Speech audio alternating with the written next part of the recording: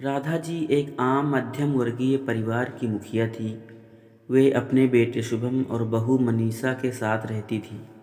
उनकी एक बेटी सीमा थी जो कि शादी के बाद अमेरिका में बस गई थी। राधा जी के पति की मृत्यु बहुत पहले ही हो चुकी थी। शुभम और मनीषा की शादी को 5 साल हो गए थे, लेकिन अब तक उनकी कोई संतान नहीं थी। राधा जी की बहू मनीषा भी जॉब करती थी, जो कि राधा जी को बिल्कुल भी नहीं सुहाता था। वो जल्द से जल्द दादी बनना चाहती थी, लेकिन मनीषा और शुभम ये अच्छी तरह से जानते थे कि अभी मनीषा का जॉब करना कितना ज़रूरी था। राधा जी अपने बेटे शुभम से इस बारे में बात करती तो शुभम किसी न किसी बहाने से बात को टाल देता था।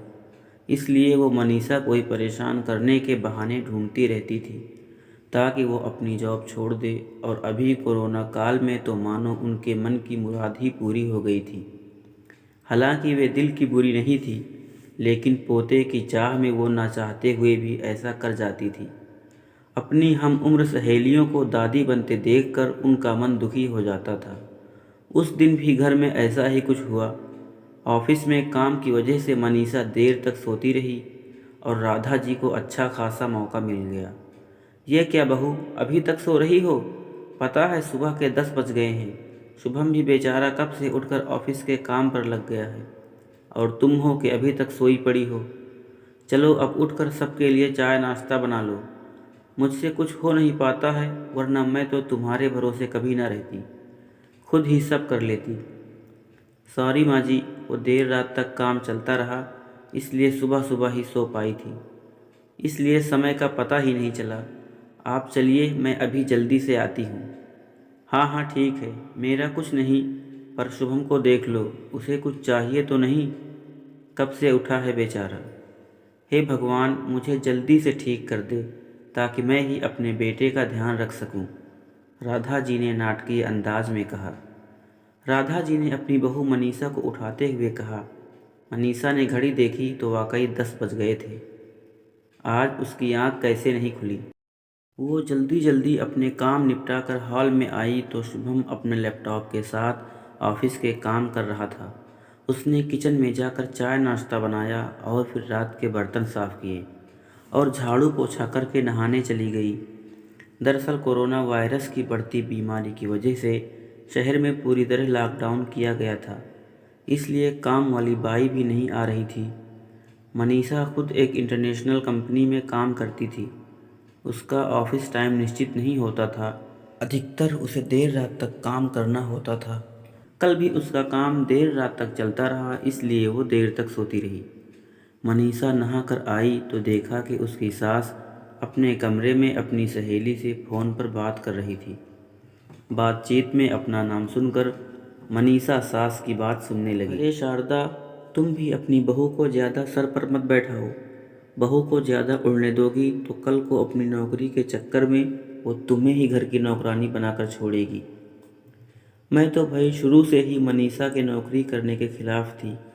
अब करे नौकरी शौक से, पर साथ साथ घर के काम भी करे। मैं तो बदन दर्द का बहाना बनाकर बैठ जाती हूँ, नहीं तो सारे काम का बोझ मेरे सिर पर आ गिरता।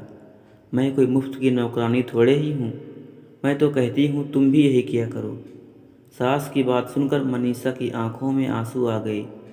वो जिस सास को बीमार समझकर उसकी दिन रात सेवा करती है, उन्हें एक गिलास तक उठाने नहीं देती है।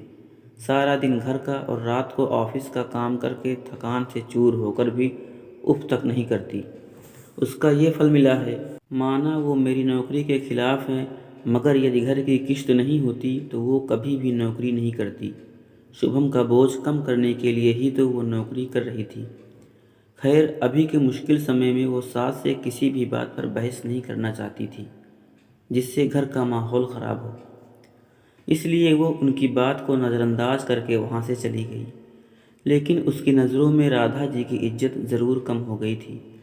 दूसरे दिन सुबह सुबह राधा जी की बेटी सीमा का अमेरिका से फ़ोन आ गया। सीमा की सास उसके पास अमेरिका आई हुई थी। आदत के अनुसार राधा जी ने जैसे ही सीमा की सास की बुराई करनी चाहिए, वैसे ही सीमा ने उन्हें डपट दिया। माँ, आप बिल्कुल भी माँ जी के बारे में अनाप शनाप नहीं बोलेंगी। पता है आपके चक्कर में आकर मैंने उनके साथ कितना बुरा व्यवहार किया था, लेकिन आज मुझे उनकी कीमत पता चल गई है। तुम तो उनके यहाँ आने के कितने खिलाफ थी, मगर आज अगर वे यहाँ नहीं होती तो ना जाने हमारा क्या हाल होता। तुम्हें तो पता ही है कि मेरी नौकरी करना कितना ज़रूरी है। कोरोना में यहाँ भी ऐसा कहर ढाया है कि घर से ही सब करना पड़ रहा है। किट्टू का बेबी केयर सेंटर भी बंद है और राजेश फुल टाइम बिजी रहते हैं। ऐसे में माँ जी ने अकेले ही किट्टू के साथ साथ पूरे घर का सारा काम संभाला हुआ है। मुझे कुछ भी नहीं करने देती है। अगर वे नहीं होती तो माँ हमारा क्या होता, ये सोचकर ही रोंगटे खड़े हो जाते हैं। सच में माँ, वे कोई साधारण महिला नहीं हैं, बल्कि मेरे लिए तो देवी के समान हैं। मेरे इतना अपमान करने के बावजूद। और सीमा रोने लगी। उसने फ़ोन कट कर दिया। सीमा की बात सुनकर राधा जी की भी आंखें भर आई। उन्हें अपनी भूल का एहसास हो गया था। मनीषा तो वाकई उनका कितना ख्याल रखती है। उनकी कड़वी से कड़वी बात का भी बुरा नहीं मानती, उल्टे जवाब भी नहीं देती है। वाकई अभी का समय तो एक दूसरे को हौसला देने का है, सारे गिले शिकवे भुलाकर एक दूसरे की मदद करने का है। तो फिर वे स्वार्थ में कैसे अंधी हो गई थी, इतना कैसे गिर गई थी कि ऐसे मुश्किल समय में ही अपने परिवार की सहायता नहीं कर सकती।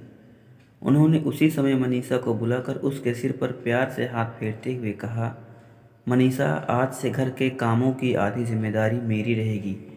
मैंने आज तक तुम्हें जो भी कहा और किया उसके लिए सॉरी। चलो अब तुम जाकर आराम करो, खाना मैं बना लूँगी।